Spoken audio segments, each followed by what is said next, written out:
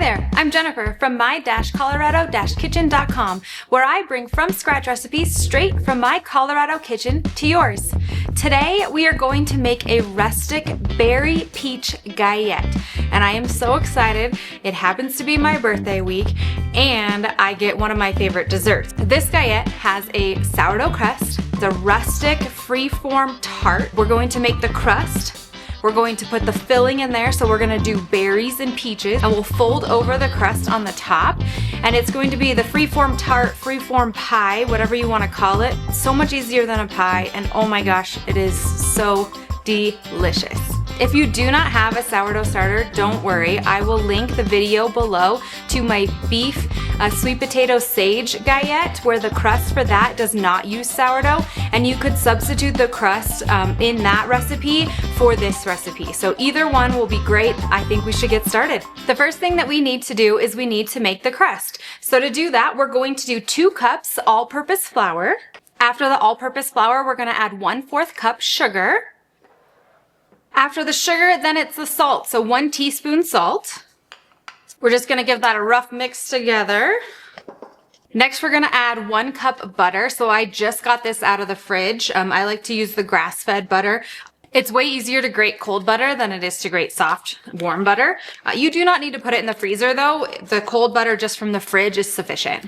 This is my favorite grater. It is from Pampered Chef. I'll link it in the description below, but it can stand up, it can fold flat, so it can go over our bowl here, and we're just gonna grate that butter into our bowl. All right, and once we have that butter grated, we're just going to mix that all in with the flour mixture. You're looking for little pea-sized shapes once you get that butter incorporated. All right, so it's gonna look just like that. You'll have the butter crumbles in that pea-sized shape. All right, we're gonna add our last 2 ingredients. So we need to add Greek yogurt and our sourdough starter. All right, so we're gonna add 1/2 cup of Greek yogurt. You could use non-fat Greek yogurt or full-fat Greek yogurt. It's up to you. I happen to use the non-fat Greek yogurt. Just make sure it's plain. You don't want any flavoring in that. And then for the sourdough starter, this is great to just use your discard starter, but if you only have active starter, that'll work just fine as well. So up to you, whatever you have. And like I said earlier, if you don't have a sourdough starter, then go check out my other video that I'll link below, where you can use that crust recipe instead. We just need 1/2 cup of our sourdough starter. All right, and this is where you're gonna get your hands a little messy. You can certainly start stirring this with a fork or any sort of a spatula, but ultimately you're going to have to do it with your hands because you need to squeeze it together to get that crust to come together, as it is a decently dry crust to start with, and then obviously all of those flavors will ultimately meld together to make it more of that moist dough-like texture.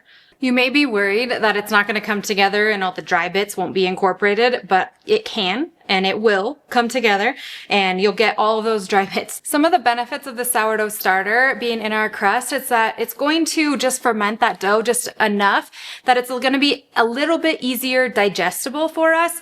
It's going to give us that fermentation in it as well, and again, our body really likes that. I'll give you permission to skip your arm workout today by kneading this crust and then rolling it out. Okay, when our crust is starting to come together, it'll look a lot like this, so it will be like an actual dough.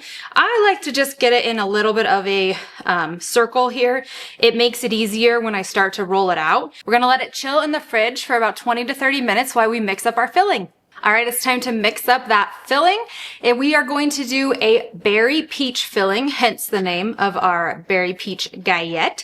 And also, you know, I wore my berry apron just for this. Of the berries and peaches combined, we just need about 4 cups. This is what I buy. I just buy it from Costco. I use frozen berries for this, honestly, because it's a lot less expensive than using fresh berries. While I love fresh berries, I like to eat those fresh and then save any baked desserts or whatnot for the frozen fruit. So those, and then I also have some peaches here. My mom was so kind to bring me a box full of peaches last summer, and then she helped me get the skin off. We sliced them and then we froze them, and now I get to enjoy them all year round. And I have peaches, fresh, yummy peaches from the fruit stand that I get to enjoy. Okay, so we're gonna do 4 cups. The ratio is completely up to you. The berries are really up to you as well. I'm gonna pick some of these strawberries out just because I prefer to have some of the other berries versus the strawberries, but either way is just great. I'll add my peaches in. You do not have to do peaches if you don't want to, but I promise you it adds just that extra little bit of delicious flavor that you will love for this tart. It's hard to be exact when we're looking at the measurement of the fruit because obviously different fruit is a little bigger than others. So I'm close there to that 4 cups, but use your judgment just however much you want. All right, and once we have our fruit in our bowl, we're going to add the arrowroot powder. The arrowroot powder is just gonna help thicken that fruit filling to make it super yummy, and it's not quite so runny when it'll come out. So we have 1.5 tablespoons. And then we're gonna add 1 tablespoon of sugar. Fruit is naturally sweet on its own, but for a little bit of a extra treat, the sugar is a nice touch just to give it a little bit more sweetness. We're gonna take our spatula, we're gonna stir that together. We're just trying to coat the fruit as best as we can. And then we're gonna set that fruit aside and we're going to get out our crust. We're gonna roll our crust out and get it on our baking tray so we can assemble the tart. All right, so I got my crust out of the fridge where it has been chilling. We're going to put that on a piece of parchment paper. I like to put it on a piece of parchment paper because it makes for an easy transfer over to my baking stone here. You wouldn't have to do it on parchment paper. The one annoying part about the parchment paper is that when you're rolling this out, it's sliding all over, but it does help so much in the transfer to the pan. So we're gonna roll out that crust. You're gonna do about 15 inches in diameter. One of the tricks that I actually really like is I basically take my parchment paper and make it just about the size of my pan, and then I kind of know where I'm going with my rough circle that I need to roll out. I'll be completely honest, rolling out pie crust is not one of my favorite things to do. It slides all over. It is certainly an arm workout, get a little core in there, which is great. It just helps, you know, when we're eating that later. When rolling out a pie crust, you wanna roll from the middle out so you can push that dough from the middle out. If you roll just from the edges, you're going to have a big heap in the middle and you want it to be pretty even. All right, we are looking good. Our pie crust is a rough circle oval shape here. It's about the size of my parchment paper, which is about the size of my pan, which I think will be perfect. Now we're going to take that parchment paper, we're going to flip it over with the crust and put it on our pan. You'll peel off that parchment paper. The next thing we need to do is put our fruit filling in our galette crust. You want to put that in the center here and as big or as small as you really want. I would say get all of that loose arrowroot powder and sugar in there and sprinkle that on the top. Then I like to just arrange the fruit so that like the peaches and the strawberries aren't all in the same spot, and I like every bite to be equally delicious. All right, so we made our rough circle inside of our bigger circle of our crust. Now we're just going to fold the crust over. So the way we do that is we just start wherever you want to start. We'll fold it over, and then we're going to like crimp that piece, and we'll keep folding it. So then you kind of crimp and fold, that crimp and fold all the way around. Those pieces where it's crimped are my ultimate favorite part to eat because it's a little bit thicker and just a slight bit doughier, a little bit more moist, and oh my gosh, so delicious. Once we have our crust folded over, then the last thing we need to do is we're going to brush it with an egg wash. So I just put 1 teaspoon of water in my little bowl here, and then we're going to do 1 egg. I'm going to use my brush and we're just going to stir that a little bit, mix up that egg and that water. I do love this brush. I use it for so many things, basting meat on the grill and anything where I have to paint on any sort of egg or whatnot. So I'll link those in the description below as well. All right, now we are just going to paint that egg on our crust.